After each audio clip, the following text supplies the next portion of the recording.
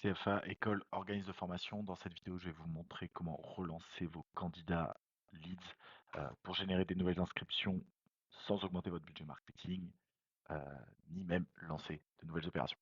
Euh, Déjà, pour commencer, pourquoi c'est important de relancer? Aujourd'hui, vous l'avez peut-être déjà entendu, mais il faut au moins 7 points de contact pour signer quelqu'un. Et cette phrase, alors aux US, on dit Gold is in follow-up, l'or est dans le suivi. Nous, qu'on voit d'ailleurs chez nos partenaires, je vous montre ici l'exemple du nombre de prospects qu'on va toucher sur chaque suivi. Donc là, vous voyez 14 points de suivi et à chaque fois un pourcentage qui n'est pas du tout négligeable qui est récupéré. Euh, Si aujourd'hui vous ne suivez pas vos leads plus de une, deux, trois fois, vous passez à côté de nombreuses opportunités. Donc dans cette vidéo, je vais vous donner les billes si vous êtes un organisme de formation, une école ou un CFA pour relancer tout ça. Les grands principes juste que je voulais vous évoquer avant. Toutes les relances que je vous donne sont adaptées sur différents canaux. Appel, SMS, email, WhatsApp, LinkedIn. Pourquoi vous voulez varier les canaux? Déjà pour un peu diluer le fait que vous allez relancer de nombreuses fois. Donc ça passera toujours mieux si vous alternez les différents canaux. Donc on relance d'abord sur un appel, puis sur un SMS, puis un email, puis un WhatsApp, puis par exemple un LinkedIn si ça s'y prête sur votre marché. Je prioriserai toujours, pour ma part, les appels et les WhatsApp. Je pense que c'est ce qui va générer le plus de réactions sur la majorité des marchés écoles, CFA. Autre gros principe, sur la première semaine, vous avez échangé avec votre prospect, à part si vous avez défini une date précise de relance avec lui, un R2, ce qui reste toujours le mieux. Prévoyez une relance tous les 2 jours la première semaine, puis une relance toutes les 2 semaines, passé cette première semaine. Je vous le disais déjà, alterner les canaux et dans la mesure du possible, personnaliser vos relances. Évidemment, aujourd'hui, tout le monde a l'habitude de se prendre des emails, automatisés, des SMS automatisés et du coup, c'est du bruit que personne ne regarde. Si vous intégrez un peu de référence à votre discussion, donc ça peut être soit des notes que vous avez bien mis dans votre CRM au moment de l'appel ou dans l'idéal, si vous avez un outil qui enregistre vos appels et qui fait des récapitulatifs avec l'IA, ça vous permettra de venir faire référence à ce que vous êtes dit en appel. C'est ce qu'on fait nous d'ailleurs chez Maestro Media. Et le dernier grand principe, on n'arrête que si on a un oui ou un non. Parce que vous allez voir, vous allez vous dire: «Mais ça fait beaucoup de relances tout ça» et c'est légitime de penser ça. Mais en réalité, si la personne ne vous dit pas: «Stop, arrêtez-moi», ça veut dire qu'elle est potentiellement encore intéressée. Alors je ne veux pas dire: «Stop, arrêtez-moi», mais: «Stop, arrêtez de me relancer». Heu, donc voilà, on s'arrête que si oui ou non. Bon, on attaque dans le vif du sujet, du coup, les 10 modèles de relance. La première, la relance réciprocité. Donc le but, ça va être de créer de la réciprocité et une réponse qui est très facile. Ça, c'est vraiment juste pour que le prospect, il ait à dire oui ou non. Donc juste le réengager dans votre conversation et qu'il passe pas en mode ghost, parce que le grand classique, c'est que si vous faites des messages très corporate, très longs, qui parlent de vous, personne n'a envie d'y répondre, surtout en 2025. Donc cette relance, c'est un grand classique. C'est je voulais m'assurer que vous avez bien reçu une ressource quelconque que vous lui avez envoyée. Donc ça peut être grand classique, ça va être une brochure, ça peut être un contrat, ça peut être un témoignage client, ça peut être n'importe quelle ressource que vous lui avez envoyée au début de vos échanges. L'objectif, c'est de montrer qu'on s'intéresse à lui et qu'on ne veut pas juste le relancer pour lui demander s'il veut acheter, mais on veut le relancer pour s'assurer qu'il a bien accès à toutes les infos d'une website. Ça déclenche pas mal de réponses. Euh, Ça me permet de faire une petite parenthèse sur un autre principe. De manière générale, quand les personnes répondent à vos relances, je privilégierais d'essayer de les rappeler si ça faisait longtemps que vous n'avez pas eu contact avec eux, pour essayer de recréer une conversation et répondre aux questions qui peuvent être restées en suspens. La deuxième relance, la relance alternance. Donc l'objectif c'est de créer de la curiosité et de jouer sur la peur de rater son alternance. Donc ça c'est très spécifique au CFA. Euh, Bonjour prénom, je voulais prendre des nouvelles concernant votre recherche d'alternance. Avez-vous déjà des pistes? Si ce n'est pas le cas, j'ai une idée à vous proposer. C'est très simple. Mais voilà, là, on va jouer évidemment sur la curiosité, hein, une idée. J'ai une idée à vous proposer, c'est très vague. Une fois que vous serez au téléphone, vous pourrez recadrer très facilement. Euh, et c'est très contextuel dans le sens où bon, on va jouer évidemment sur une peur fondamentale chez le prospect. Troisième, la relance preuve sociale. Celle-là, je l'aime beaucoup. L'idée, ça va être de peut-être de rajouter un peu de confiance et de permettre à votre prospect étudiant de se projeter. Donc, le principe, c'est de dire: «J'ai échangé hier avec un ancien élève, un client, peu importe, un étudiant qui vient tout juste de insérer, atteindre l'objectif, finir la formation», peu importe. Ça m'a fait penser à vous car vous avez un projet similaire. Voulez-vous que je vous mette en contact si vous avez des questions ou que je vous présente ce qu'il a mis en place? Bon, la question, vous pouvez l'orienter. Si vous vous dites, «Oui, mais moi là, j'ai pas eu d'élèves ou de clients au téléphone hier», honnêtement, ça importe peu.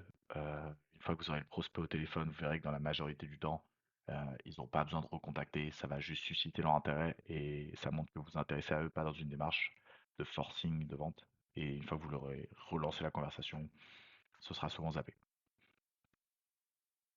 4e relance, la relance objection cachée.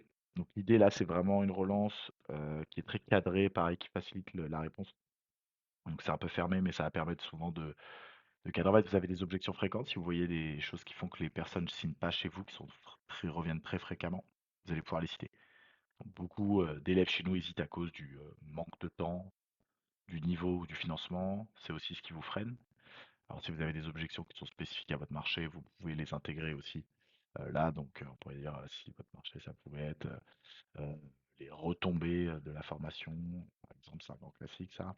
Vous les citez. L'objectif, c'est de cadrer les 4-5 objections fréquentes pour qu'il ait juste à répondre 1, 2, 3 ou 4. Vous pouvez même mettre des chiffres comme ça. 1, 2, 3, 4. Comme ça, il a juste à répondre 1, 2, 3 ou 4. Ça vous permettra d'y répondre et de engager la conversation. 5e relance, la relance, je me fais du souci. Ça, c'est plutôt à utiliser en fin, quand vous avez déjà fait d'autres relances. Donc l'idée, c'est de montrer qu'on comprend pas pourquoi la personne ne répond plus, hein, tout simplement. Parce que si on a déjà eu une conversation avec elle, c'est souvent un peu bizarre. L'idée, ça va être de dire, bon, vous m'aviez parlé de votre intérêt pour une formation X. J'ai plus de nouvelles depuis, je vais juste m'assurer, tout va bien. Voilà, le but, c'est de montrer, on n'est pas juste là pour lui demander s'il veut acheter, c'est de demander, bon, est-ce que tout va bien, il y a une raison particulière pour laquelle il répond pas. Euh, donc, c'est un bon moyen aussi de relancer la conversation. Relance urgence, donc là, on va sur des choses un peu plus pushy. L'objectif, là, ça va être de jouer, si vous arrivez peut-être sur le remplissage d'une promotion de vos formations, vous avez des sessions qui sont quasiment complètes, bah, autant en profiter. Vous avez un vrai argument d'urgence et de rareté. Si vous décidez de mentir là-dessus, chacun fait ce qu'il veut. Hem, Vous pouvez dire: «Bonjour prénom, je regardais la liste des inscrits pour la formation», insérez le nom du programme pour lequel il s'est intéressé, «et je n'ai pas vu votre nom. Il reste nombre de places restantes pour la prochaine session. Est-ce que vous avez des questions ou des éléments à valider pour avancer?» Alors vous allez ça peut-être vous dire: «Oui, mais nous, elle est vraiment très peu remplie notre session de formation, ça je vois pas l'intérêt de mettre le nombre de places, ça montrera qu'elle est pas remplie». Ça, c'est votre point de vue. Du côté prospect, partez du principe que lui, il sait pas ce que ça veut dire une classe qui est bien remplie ou pas remplie, il sait pas que c'est urgent ou non. On joue un peu aussi sur cette ambiguïté. Relance, projection. Donc là, l'objectif, ça va être de faire une image mentale et de projeter le prospect, dans sa situation désirée, dans l'endroit où il veut aller après la formation, que vous lui proposez et de l'inspirer. Donc on peut dire, je viens de recevoir pardon, je viens de revoir un ancien élève qui a commencé la formation en, mois et aujourd'hui il a décroché une alternance dans X. Et vous, vous voyez où dans 6 mois si on travaille ensemble ou quelle alternance vous aimeriez décrocher si on travaille ensemble? Voilà, ça c'est des pistes. On va essayer de le projeter sur la situation qu'il va atteindre pour voir si ça le réactive. Relance, coup de pouce. Donc ça c'est très spécifique aussi au marché des organismes de formation. L'objectif c'est de montrer que vous êtes un facilitateur, pas juste un vendeur.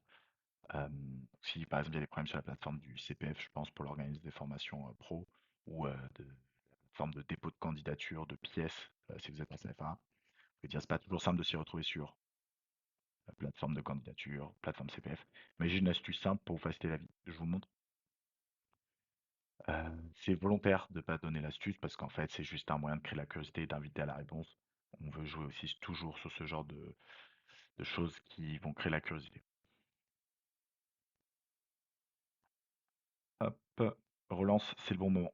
Donc là, pareil, on va jouer un peu sur la création de peur de rater, on va dire, de FOMO, on dit en anglais.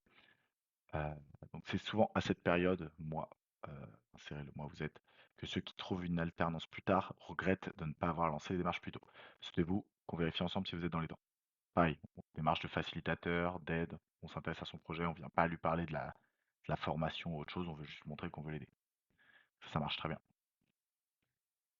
Dernière, ma préférée, la relance humour, donc ça peut être une dernière cartouche, mais vous pouvez même la faire avant, ça marche assez bien. Vous pouvez dire: «Ça fait un moment que j'ai pas eu de vos nouvelles alors que vous sembliez vraiment intéressé par X. Je m'inquiète, soit 1 ça va pas bien, soit 2 vous êtes parti élevé heu, des chèvres dans les montagnes.